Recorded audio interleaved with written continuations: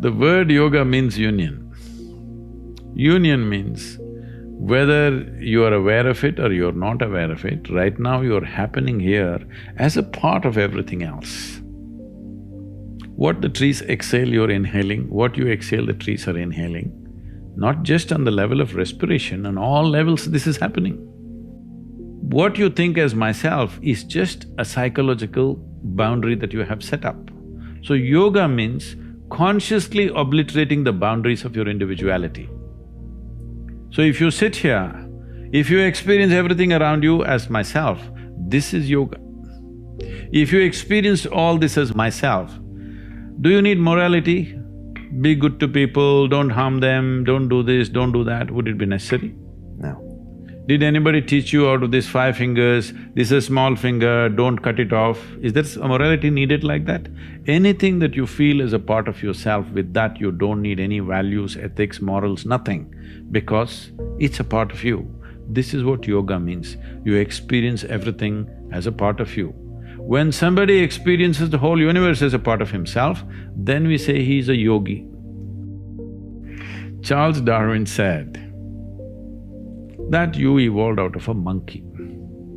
You were a monkey, then you became a man. Some of the genetic scientists are saying this, that the difference, the DNA difference between a chimpanzee and you is only 1.23%. So in that sense, physiologically you're only 1.23% away from a chimpanzee. Not a big difference, isn't it? A shade, it's just a shade of difference. But in terms of intelligence and awareness, you are worlds apart from a chimpanzee. So your problem is just this, you have an intelligence for which you don't have a stable enough platform, and that's why yoga. To create a stable platform so that your intelligence works for you. Right now, you may call it so many things, so many exotic names have come up. Stress, tension, anxiety, depression, madness, all kinds of things. All this essentially what it means is, your intelligence has turned against you, that's all.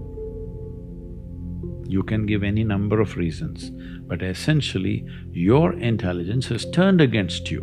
If your intelligence was working for you, would you create blissfulness or misery? Bliss. This is all. Why your intelligence has turned against you? There's no stable enough base. So the entire yogic system is about this, that you create a stable base so that your intelligence works for you. If your intelligence turns against you, no power in the universe is going to save you, you're a done thing. If you become what you make up, unfortunate, isn't it? Yeah. Your thoughts belong to you or you belong to the thoughts, you must make up your mind. They can be dangerous, those thoughts. They're not dangerous, they're fantastic. Only thing is, fantastic things mishandled can kill you. A car can kill you, isn't it? It's a wonderful thing, an automobile. It's made our lives. If you handle it irresponsibly, it kills you. Every possibility is like this. Every possibility, if you do not harness it, it becomes a problem. So the same goes for your cerebral capability. If you do not harness it, it's a serious problem. It's taking away 80% of the human beings are simply suffering. They don't need any outside help. They're on self-help. To understand, when I say I'm thinking this, another word, another way of saying it is, I'm making up this, I'm making up that. You can make up whatever you want, as long as you enjoy it. To transform your life, you want to do it in 2 minutes. So is that what your life is worth? So if your life is worthwhile, is it not important that you invest a certain amount of time and energy rather than looking for this stupid stuff of one mantra with which I will transform my life? It will not happen like that. That's the reason why most people have remained the way they have remained, because they've not invested in their well-being. So it's a serious long-term investment. It is not long-term. I would say, if I ask you, is your life worthwhile enough to invest 30 to 32 hours of focused time to bring some basic transformation within you? If I teach you a way where you can manage your chemistry the way you want, but we need 32 hours of focused time, do you think your life is valuable enough for that much investment, I'm asking? Yes. Then you must invest, that's what is called in an engineering program. It's 32 hours of focused time. We can format it in different ways, but that much investment has to go in. See, all human experience comes from within, isn't it? I don't know what kind of geniuses thought these things. I know in America there must be 1,000,000 books telling you how to,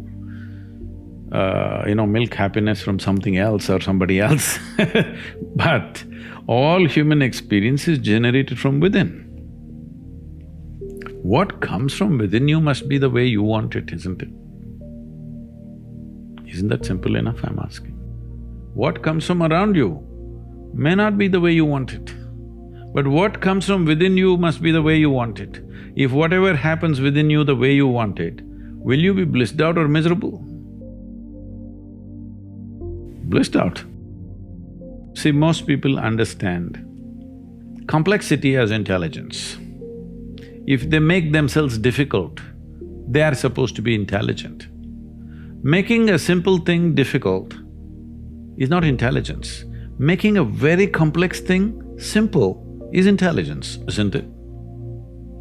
So wrong sense of intelligence, idea of intelligence has entered people's minds. They think if they make a problem out of every solution, they're intelligent. No. If you find solutions for every problem, that is intelligence. That's my understanding. So essentially, this whole attitude and questioning and this kind of thing has happened to the world in a big way because our education is confusing people to make them believe that memory is intelligence.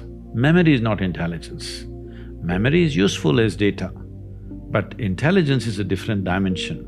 We have gobbled this up, that we have made children believe from a very early age, if you remember something, you're smart. No. A tape recorder can remember everything. This camera can remember everything. This doesn't mean it's intelligent. So, one major aspect of my work is to separate these two. Within your experience, your memory and your intelligence are two different things. If you have an intelligence which is unsullied by memory, you will see everything just the way it is. But if you look at everything through the filters of your memory, everything is prejudiced. People who ask, all this is fine, but what's the takeaway? They want a commandment. We are talking about consciousness. Commandments won't fly. Commandments means you're trying to fix your life. Consciousness means you want to liberate your life. My intention is you must liberate your life. People come and say, Sadhguru, please teach us how to control my mind. I say, you want your mind controlled or liberated? Oh, yes, liberated, but how to control?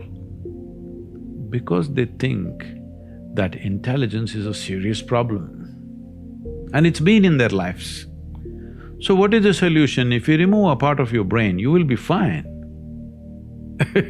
You're essentially complaining, I wish I had the brain of an earthworm, this human brain I am not able to handle. Yes, that is a fact.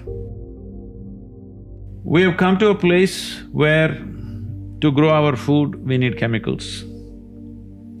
To be healthful, we need chemicals. Today, 70% of the population is on prescription medication of some sort.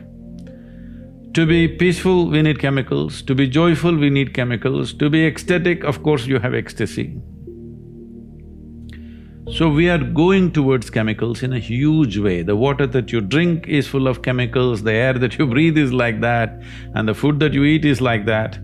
So if 90% of humanity goes into chemical consumption, consciously or unconsciously, if they consume a lot of it, the next generation that we produce will be of a lesser quality than who we are.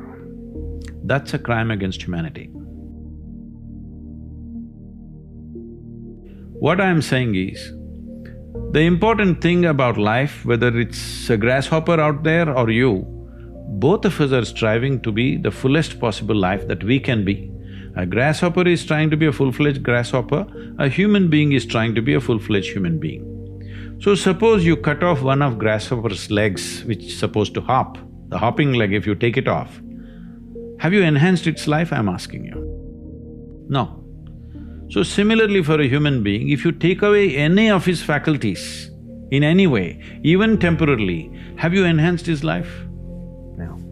So intoxication is just that, it is taking away your faculties for a period of time, but if you continuously do it, it'll take it away for your life. So you're taking away or subjugating your faculties for a little bit of pleasure, or maybe a lot of pleasure, whatever… however you wish to describe it. But the important thing is you're taking a backward step with life, because life can only be enhanced by sharpening and increasing our faculties, not by decreasing our faculties.